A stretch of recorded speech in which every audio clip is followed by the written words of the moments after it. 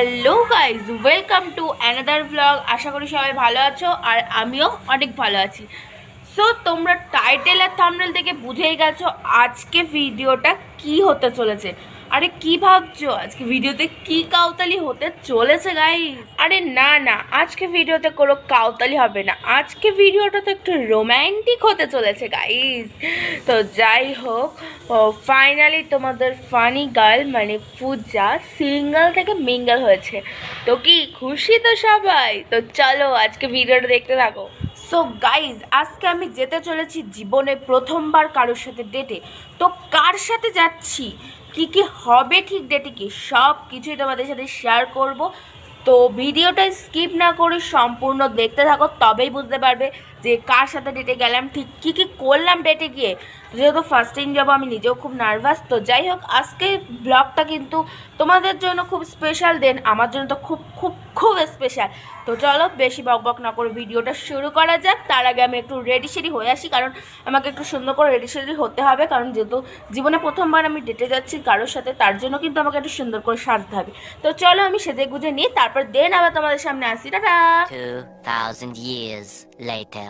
তো guys, finally দুজন মিলে বেরিয়ে পড়েছিলাম, আর রাস্তায় কোনো টেক নেওয়া হয়নি। তার কারণটা হলো, জানো তো, কিছু ব্যক্তিগত কারণের জন্য আমরা দুজন ঠিকঠাকভাবে দেখাই করতে পারি না, বা দুজন দুজনকে সেভাবে টাইমই দিতে পারছিলাম না।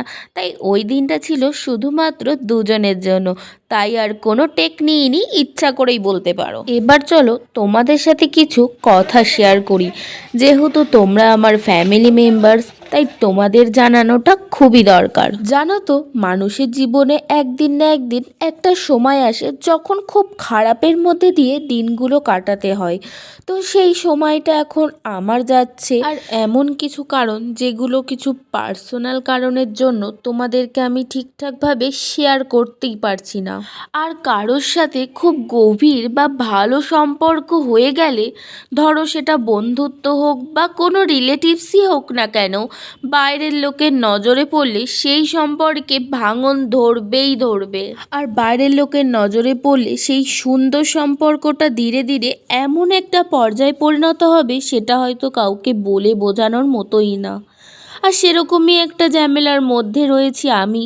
হয়তো আমাকে দেখে কেউই বুঝতে পারবে না, কারণ আমি আমার ভেতরের কষ্ট আঘাত যতই থাকুক না কেন, সেটা আমি নিজেই ফিল করি, না কাউকে বলতে আর না কাউকে বোঝাতে পছন্দ করি। আর হ্যাঁ, আমার জীবনে যতই কষ্ট আর খারাপ দিন আসুক না কেন, সেগুলো আমি আমার মধ্যেই রেখে দিই। আর বাকিদের সামনে তো আমি হাসি মুখটাই দেখাই, কারণ জীবনে যাই হোক না কেন, কখনো আমি হাসতে ভুলে যাই না, কারণ হাসিটা তো আমার মনের শক্তি আর সাহস যোগায়।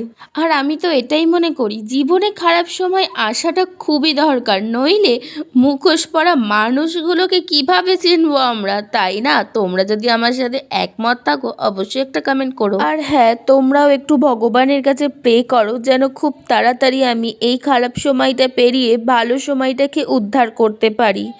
আর হ্যাঁ, আমার জীবন থেকে যেন এই খারাপ সময়টা খুব তাড়াতাড়ি চলে যায়, সব কিছুই যেন আবার আগের মতো স্বাভাবিক আর সুন্দর হয়ে ওঠে, আর সবাই যেন আবার আগের মতোই সুন্দরভাবে একসাথে হাসি খুশিতে আমরা দিন কাটাতে পারি।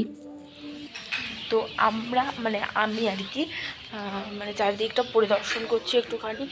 তো চলো, আর এই মন্দিরটা সত্যি খুব ভালো লাগলো এসে, আমার তো পার্সোনালি ভীষণ ভালো লেগেছে। ঠিক আছে, তো চলো, চারিদিকটা কিন্তু খুব সুন্দর। আর জানো তো, ওই দিন না আমার ভীষণ নিজেকে একা একা লাগছিলো। মানে আমি এর আগে তো কখনোই একা কোথাও যাইনি, হয়তো ঘুরতে গেছি, সেখানে মামা মামনি আরও অনেকে থাকে, বাট ফ্যামিলি বা বন্ধু বান্ধবের সাথে গেছি, বাট এরকমভাবে পুরোপুরি আমি একা কখনোই যাইনি একজনের সাথে। তো যাই হোক, নিজেরই কেমন একটা অড অড লাগছিলো, মানে আমি বুঝতেই পারছিলাম না যে আমার ভিডিও করা দরকার নাকি দরকার নেই, আমি কিছুই বুঝতে পারছিলাম না, মানে কেমন একটা একা একা ফিল হচ্ছিল আমার। আর জানো তো, যখন আমি প্রথম ভিডিও শুরু করেছিলাম, তখন আমার লোকের সামনে ভিডিও বা পাবলিক প্লেসে ভিডিও করতে একটু লজ্জা লজ্জা লাগতো, বাট তারপরে ঠিক হয়ে গিয়েছিল, এখন আর কোনো ম্যাটার করে না ওইসব। কিন্তু ওই দিন আমার প্রচণ্ড লজ্জা লাগছিল, কারণ ওইভাবে আমি কখনোই একা গিয়ে কারোর সামনে ভিডিও ওইভাবে কখনোই করিনি। মানে আমার কেমন একটা লাগছিল, ভীষণ হাসি পাচ্ছিল, মেন কথা আমার প্রচণ্ড হাসি পাচ্ছিল গাইজ, আর কিছুই না। তো গাইস, এখন আমরা চলে যাচ্ছি, ঠিক আছে? আর এই মন্দিরটা দারুণ ছিল। তো ব্যাপারটা হচ্ছে দেখো, আমি জানি না